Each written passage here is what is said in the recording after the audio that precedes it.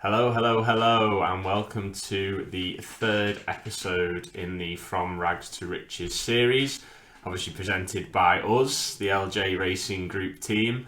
As you can see, we've actually managed to get Jimmy on finally. So this is the other half of the LJ Racing Group. Hello everyone, yes, Ep.3, better late than never, but no, it's good to finally make it on, and as I'm sure you've all seen from episode 1 and 2, Liam's done a stellar job, so yeah, it's been a good start to the series so far, I think. Yeah, definitely. I mean, as you can see on the screen, we've ran a fair few races since episode 2. That you guys have obviously seen. We're operating at a 22.86% win rate, which is pretty impressive. We'd have took half that, I think, when we started this, so yeah, we've got no complaints from the win rate point of view. Well, our main stable is about 12%. Obviously, we had some dark days on we had some black Wednesdays, didn't we? So, yeah, we had some bad days where that's affected the win percentage a bit more. Whereas now we know what we're doing, but no, we're very happy. And essentially, in this episode, the aim is to just give you guys a bit of an update on where we're at. What the horses have been doing, what the plan is going forward. Obviously, you can see a little bit below, which is giving it away, but we're going to go into it in a bit more detail anyway. But I think to begin with, just on the Zed as a whole, and the whole point of this series, from rags to riches. Obviously, we're saying we're from rags, which was 0.25 Ethereum, which I know we said was affordable for more people, which it is, but we don't earn major money. And the difference with having two is massive. So to anyone out there who's looking to start a stable and again even can't afford 0.25 Ethereum, I would say to them, find someone. Yeah, definitely, it halves your workload, and the way I see it as well, it's better to own 50% of something good than own 100% of something that's not very good. So no, I'd 100% recommend getting a partner in, and it's more fun doing it with your mates as well, because it's a game at the end of the day as well as making money. So Exactly. No, I definitely agree. And I mean, like I said, you can maybe push yourself to actually buy a bit of a better horse rather than settling for an absolute donkey. I mean, we're trying to show you that we can maybe get a little bit more out of donkeys and make a bit of money on them. But ideally, if you can start off with a better horse that's already earning money. Then great. So I think that's a really key thing for people out there that are looking to start a stable. Money. Obviously, the game costs money to get into, but there's ways of getting in a little bit cheaper, and this is definitely. And there's nothing to say you need two. You could do it. You could have a squad of 4 or 5. Full gang. You could do what you want in that just to make it cheaper. Okay, so in terms of the updates, what we'll do is we'll start with our first horse, which is moving out. So as you can see here, the horse is now operating at a 13.04% win rate, which is obviously a lot higher than it was. I think it was around 6 or 7 at the time. We've actually had 2 wins in the last 10, so you can see there's a win there in a 1600 meter race and a win here in a 1600 meter race. So the race that you guys seen me racing was the 1200 meter, which I said we were going to focus on. Obviously, it didn't really go to plan, and 5th was kind of really what I didn't want. I didn't want to be middle of the pack at all, to be honest. So I wanted to try getting away from that, and I know I mentioned in the video, we're going to have to target either 12 or 16 to begin with. Ran a second time at 1600 metres and he won. So, it was amazing, basically. We had the 2 wins on the first episode already, and then moving out one, and we were at 70, we were still in the 60% win rate. So that was great. I think with moving out going forward, you can see there's still being a few too many, like middle of the pack, 7th, 4th, 5th, 7th, 11th, 5th. We're still getting maybe a bit too many of that, which is what we know because we're not buying the highest caliber of horse in the world. But he is performing pretty well. We've improved the horse. We're looking still to sell this one. This is one of the ones, along with another one that we'll talk about later, that we are looking at maybe selling. You can see we've actually lowered the price slightly to 0.045. It kind of feels like a bit of an abyss in Zed at the moment where you can't seem to sell a horse. So if anyone's out there looking for a horse and wants a bit of moving out, then let us know. Maybe we can use that funds to do a bit of trading, breeding, and actually getting in some paid races. But everything you'll see here is all obviously free racing still because of the tournament that's going on. But that's moving out, and I think we're still happy. 1200 meters maybe is the thing to go to a bit now. we focused on 1600, it's still totally unexposed at 1200 and even 1000. So that may be what we look at next if we start seeing a bit more A-shape forming in the 1600 metres. I think we'd have taken that at the start, though, wouldn't we? For moving out, he's got a win in him.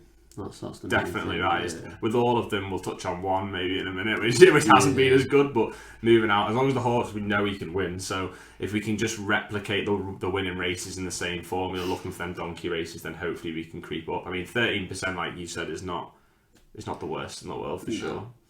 Do you want to go to that one next that we're not had too much luck with so far? Yeah, go on. This is Loaves of Fire. So unfortunately not had a win with it yet, have we? No. Obviously this was our most expensive purchase at 0.12 ETH.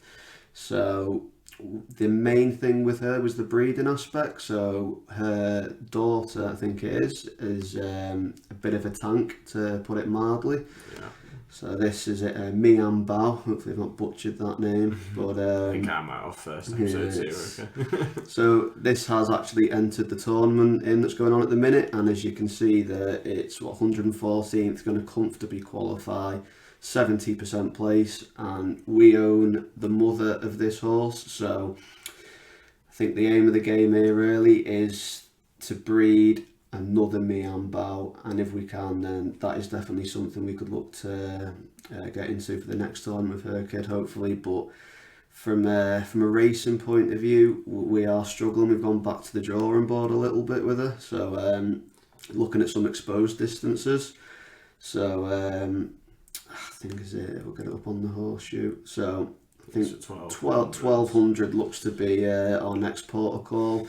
As you can see there, we've had a little bit of success to a degree in placing, but it's not. We've not improved the horse from a value point of view, which is what we're here to do. That is the aim altogether. We haven't had a win, which is the worry. We had a fair few places, so we've had 3 places in the first 3, which wasn't bad, especially for the tournament. And then it kind of has gone down a little bit with 7 and 10. We haven't ran her as much as the others, to be honest. I think trying to protect some value maybe. Because we did pay the most, so we're a bit more sceptical about running there. But essentially all of this horse is going to come down to the offspring, and hopefully the first one can be good. If it's anything like that one, like I say, we'll be partying, and the series will well and truly be taken off and going to the moon. Just touching on as well there with protecting the value, we paid 0.12. We could potentially lose 0.08 on her, whereas the other ones we bought for like 0.03. There's a limit on how far they can go down, so you don't mind taking a risk running them. Whereas Loaves of Fire, we are a bit wary of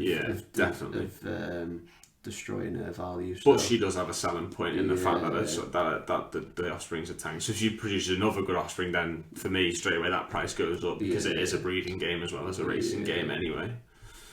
So the other horse, if you want to take this one again, is Atomic Bomb. Yeah, so Atomic Bomb, it's not been too bad. We had two wins out of 9, which I think we definitely would have taken when we bought her. Definitely. So this is one alongside moving out. They're actually potentially looking to sell. I think we've just put her up tonight, haven't we? Yeah. So we need to free up a bit of capital. We don't, as we touched on the first episode and the second episode, we don't have any capital in the account, which isn't great. So we need to sell, because essentially we want to breed Loaves of Fire. That's what we want to do as a next step. We want to bring that to you guys. We want to hopefully, that's what we're probably one of the most excited for, other than maybe some things shortly. But look, and that's key. So that's why we are looking at putting horses up a little bit. And we want to breed her with a Genesis, which I think you might have mentioned in the first episode. So price goes up for that, unfortunately. But we do think they'll be worth Genesis and Legendary breed, and from what we found anyway, that's the combination to make your highest exclusive value horse. So definitely, that's pretty much where we're at with Atomic Bomb, isn't it? Yeah, I think I'm 14.29%. Again, just touching on that, like win percentage, that is a good win percentage. I know she only ran 21 races. I'm not saying she's a tank of any sort, but that's better than 4.2. If we've massively improved it just from 2 wins and 9. You know, that's over 20% straight away. So we're improving her. We're making her better. The key thing is, we've ran her a few times, as you can see, at different distances. mid runner, even for the tournament, 60% places. If we can get through these races a bit quicker, we may have a chance. Run out of time. Probably need to decide in the next 24 hours. She needs to be ran hard. Yeah, she's going off to earn a keep in the next few days. Yeah, she's gonna be. We're gonna be running her until she's just out of that fresh bracket for sure. But 1800 meters looks at the moment, looking at the horseshoe, is the one to go for, and even the speed. I mean, everything else to the right of the average, to the left of the average is 1800 meters, which you can see there. Again, it's small sample sizes, but these are what we've got to work with. So that's going to be the focus with Atomic Bomb. I think keeping her at that 1800 meters, because we were trying 1400 as well, mainly based on these odds. But it appears she's just running better at 1800 meters. Okay. So the kind of queen so far of the series, I'd say, which is making us, along with Lowe's breeding, Crystal Clear has been absolutely phenomenal so far, to say the least. So if we click into her, she was actually the hat-trick hero. So after we left you in this, obviously she won the first race. She then won her second race and then won her third race, all at 1200 meters. We haven't ran her anything other than 1200 meters. As you can see, she is on fire in terms of flame every single race since we've taken her over. Kind of strange given that she wasn't pulling that much beforehand, but to me she just seems like a full sprinter, and her place rate is absolutely through the roof. She had 4 wins in 11, 9 of them have been placed out of 11.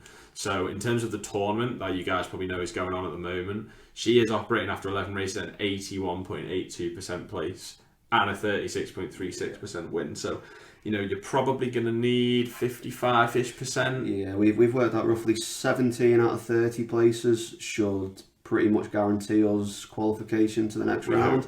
We hope. I think it's, looking at the data at the minute, we think it's unlikely that you'll need 18, because that's sort of 60% place rate, and I don't think there's 192 horses that are going to touch that 60%. So I think 17 should guarantee us. So we're looking at 8 out of the next 19 races to place, which seems, it seems easy, but I don't know whether it is. It's probably easier than it is. But after a start like this, I think we'd almost be disappointed now if she didn't qualify. And it's hard not to get excited. Oh yeah, as soon as she's pulling flames in every single race, which is amazing. There's 100% flame. Even the win percentage 36.36 is good. And if we do get down to a tiebreaker, hopefully she can keep that up. The key thing for you guys, and if you're in the same situation as we are here with Crystal Clear, obviously the tournament by the time that comes out might be, the actual might be over. But the key thing to remember with if this ever happens again and you're going next time is because we're coming top 3 all the time, we're jumping up the classes. So we actually started in class 5 with Crystal Clear, as you know, in the first race that we won. We've moved up to 39, so we're nearly in class 3 already.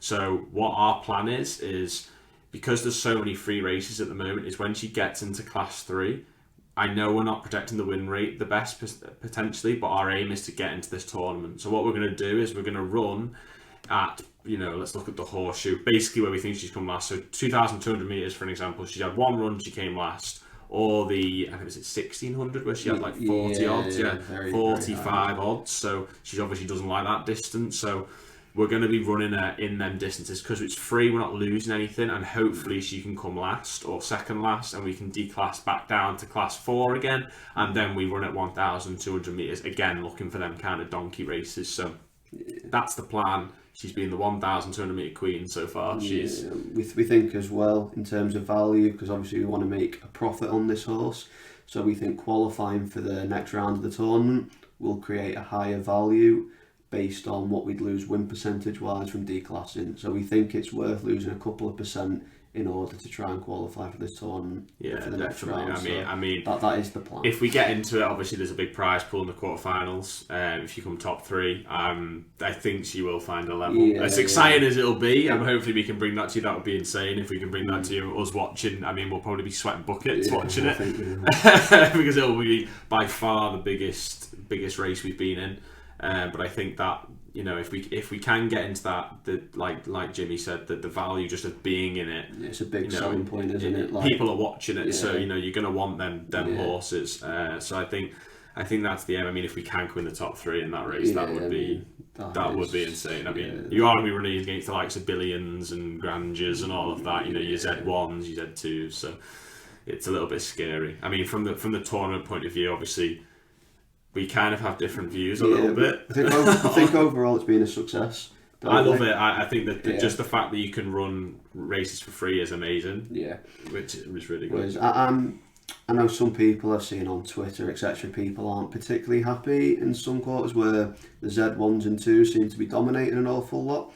But I think personally that if you're paying $10,000, $20,000, $30,000 for a horse, it should be qualifying, and then once they've qualified, you don't want a final full of Z1 Nakamotos because it just becomes a bit boring.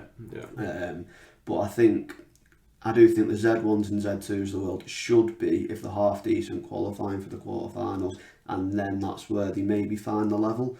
But I know some people have had issue with it. But I think the big difference for me is Zed is a breeding game as well. So I'm hopeful that, I know everyone talks about it, that Genesis is never going to be the best, and there's going to be legendaries, exclusive, even elites that are going to be better because of the best bloodlines and so on. But right now, obviously the game's a bit infant, but you look at it, all of the top 10 here, there's maybe 3 horses that aren't Nakamoto Genesis. So I just want to make sure that we don't just see Z1s all the time, and hopefully Crystal Clear can be that, a viewer in legendary, bloody hell, there's not going to be many of them. No. I imagine, to be honest. I think as long as there's one legendary that makes the final, everyone out there that's got one, that is the dream, isn't it? They don't cost the world to breed. You can get one fairly cheaply, I think it's fair to say, and as long as you could have that one ticket that gets into that final in your class. So I think as long as they keep the dream open, if you will, then I think they'll be doing something right. Obviously, it's got to remember it's the first tournament, and I think going forward in the future, there's going to be multiple tournaments, different brackets, different classes, and as I know people say it a lot, but it is still early. I think overall it's been a great success, to be honest. I've loved it. I mean, it's given us the chance to run horses, because otherwise we wouldn't even be able to run a horse because of our situation, and we'd probably be underselling a horse massively. So it's helping us massively in this series. Yeah, definitely.